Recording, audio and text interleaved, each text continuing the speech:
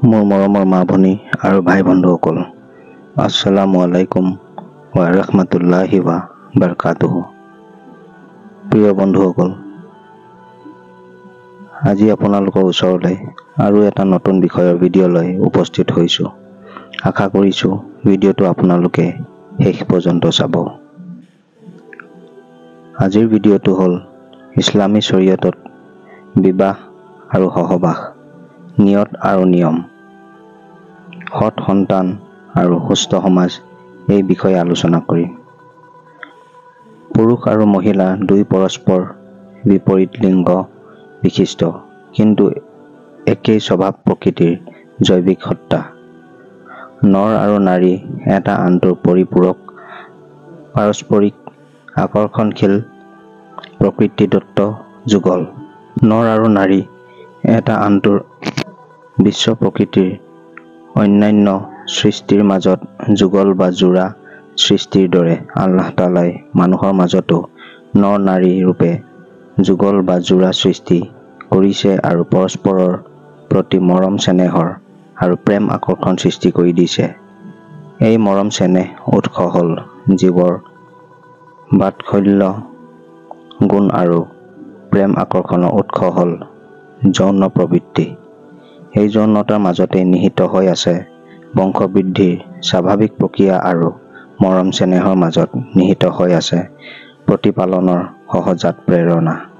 আল্লাহ তাআলাই পবিত্ৰ কোৰাণত কৈছে, তেওঁৱেই তোমালোকৰ বাবে তোমালোকৰ মাজৰ পৰা যোৰা সৃষ্টি কৰিছে, যাতে তোমালোকে তেওঁলোকৰ সংগ লাভ কৰি পৰম প্ৰশান্তি লাভ কৰিব পাৰা, আৰু তেওঁৱেই তোমালোকৰ মাজত প্ৰেম প্ৰীতি আৰু কৰুণাৰ সঞ্চাৰ কৰি দিছে। সৎ সন্তান আৰু সুস্থ সমাজ। স্ত্ৰী সহবাসৰ নিয়ত আৰু নিয়মৰ শুদ্ধতাৰ ওপৰতে নিৰ্ভৰশীল একোটি সৎ সন্তানৰ জন্ম আৰু একোখন সুস্থ সমাজ গঠনৰ প্ৰক্ৰিয়া। কিন্তু এই গুৰুত্বপূৰ্ণ বিষয়টোৰ জ্ঞান দানৰ ক্ষেত্ৰত ধৰ্মীয় আৰু শৈক্ষিক উভয় প্ৰতিষ্ঠানেই নীৰৱতা অৱলম্বন কৰা দেখা যায়। সেয়ে আমাৰ সমাজত সন্তান জন্মৰ কোনো সুচিন্তিত বিজ্ঞানসন্মত পৰিকল্পনা পৰিলক্ষিত নহয়। আমাৰ সমাজত যিবোৰ সন্তানৰ জন্ম হৈ আছে, সেয়া অপৰিকল্পিত অৱস্থাৰ মাজেৰে আল্লাহৰ ইচ্ছামতে জন্ম হৈ আছে। ইয়াৰ বাবে বিজ্ঞানসন্মত সহবাস পদ্ধতি তথা আল্লাহৰ ওপৰত সৎ আৰু সুস্থ সন্তান লাভৰ বাবে বিশেষ দুৱা বা প্ৰাৰ্থনা ব্যৱস্থা নাই।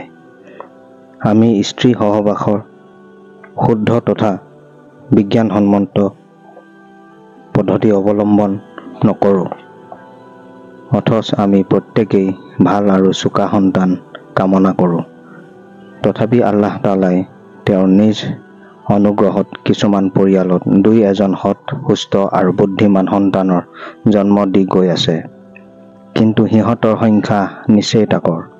ফলত আমাৰ সমাজত অপৰিকল্পিতভাৱে জন্মগ্ৰহণ কৰা অসৎ আৰু অসুস্থ মানসিকতাৰ সন্তান সন্ততিয়েই সংখ্যাত বেছি, শতকৰা ৯৯ জন বুলি ক'লেও বঢ়াই কোৱা নহয়। এনে অৱস্থাত আৰু এনে প্ৰকৃতিৰ প্ৰজন্মৰ দ্বাৰা এখন সৎ সুস্থ ধৰ্মপৰায়ণ আৰু প্ৰগতিশীল সমাজ আশা কৰিব পাৰিনে? ইয়াৰ বাবে বেলেগে কোনো উদাহৰণ নালাগে। বৰ্তমানৰ বিশৃংখল, অৰাজক, দুৰ্নীতিপৰায়ণ, আত্মকেন্দ্ৰিক, স্বাৰ্থপৰ, ভোগবাদী, ধৰ্মবিমুখ লোকেৰে পৰিপূৰ্ণ আমাৰ সমাজখনেই তাৰ বাস্তৱ উদাহৰণ। প্ৰিয় দৰ্শক, আজিৰ ভিডিঅ'টো ইমানেই আছিল। পৰৱৰ্তী আকৌ এটি নতুন ভিডিঅ' লৈ আপোনালোকৰ মাজত উপস্থিত হ'ম। আজিৰ ভিডিঅ'টো যদি আপোনালোকৰ ভাল লাগিছে তেন্তে এটা লাইক কৰি দিব। বেছিকৈ চাবৰ খাতিৰত ভিডিঅ'টো শ্বেয়াৰ কৰি দিব। মোৰ চেনেল ইছলামিক চাবক ছাবস্ক্ৰাইব কৰি দিব আৰু লগতে কাষত থকা বেল আইকনটো টিপি দিব, যাতে মই যেতিয়াই নতুন ভিডিঅ' আপলোড কৰিম তাৰ ন'টিফিকেশ্যন সকলোতকৈ আগত আপুনি পায়।